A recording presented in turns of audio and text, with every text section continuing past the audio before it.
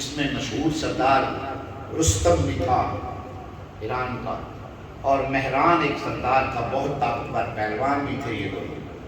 یہ اپنے اپنے علاقے کے گورنر اور سپہ سالار بھی تھے۔ ان کو خط لکھا حضرت خالد بن ولید نے، اور آپ نے فرمایا میں تمہیں خط لکھ رہا ہوں، جو ہی میرا خط تمہیں ملے تو میں تمہیں دعوت اسلام دیتا ہوں، کلمہ پڑھ کر مسلمان ہو جاؤ، اور اگر تم نے کلمہ نہ پڑھا تو پھر میں تم پر جزیہ اور ٹیکس لگاؤں گا، تمہیں ٹیکس ادا کرنا پڑے گا مسلمان قوم کو،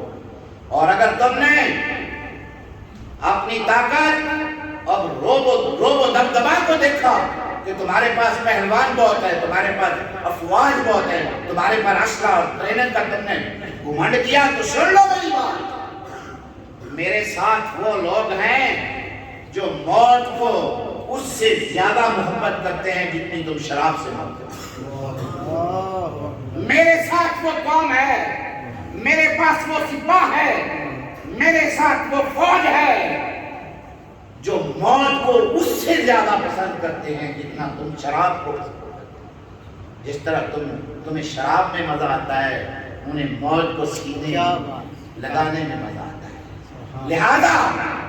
یا تو کلمہ پڑھ کر مسلمان ہو جاؤ، یا پھر جزیہ دینے کے لیے تیار ہو جاؤ، اور یا پھر مقابلے کے لیے تیار ہو جاؤ۔ یہ بے خوفی کیسے پیدا ہوتی ہے؟ یہ بے خوفی کیسے پیدا ہوتی ہے؟ یہ بے خوفی صرف ایک طریقے سے پیدا ہوتی ہے کہ جب بندے کا ایمان پکا ہو جائے، ایمان مضبوط ہو جائے، آخرت پر ایمان پختہ ہو جائے کہ اگر میں اللہ کے راستے میں قتل ہو گیا تو میں ضائع نہیں ہوں گا، یہ عارضی زندگی جائے گی تو پکی زندگی مل جائے گی،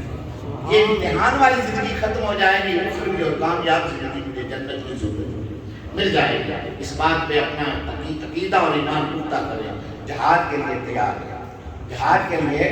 تیار ہے، کیونکہ جس کے دل میں جہاد کا شوق نہیں ہوتا، رسول اللہ صلی اللہ علیہ وآلہ وسلم ذہن میں یہ بات پختہ کر لیں کہ اگر وقت آیا، ہمیں موقع ملا، ہم اپنی جانیں اللہ کے راستے میں اور وطن کی حفاظت کے لیے قربان کرنے کے لیے تیار کریں۔ نہ ہمیں اپنے مال کی پرواہ، اور اللہ کی قسم کھا کر میں کہتا ہوں کہ اس سلسلے میں نہ مجھے اپنے بچوں کی پرواہ ہے، نہ مجھے اپنے مال کی پرواہ ہے، اور نہ ہی اپنے جان کی پرواہ ہے۔ اگر موقع ملا،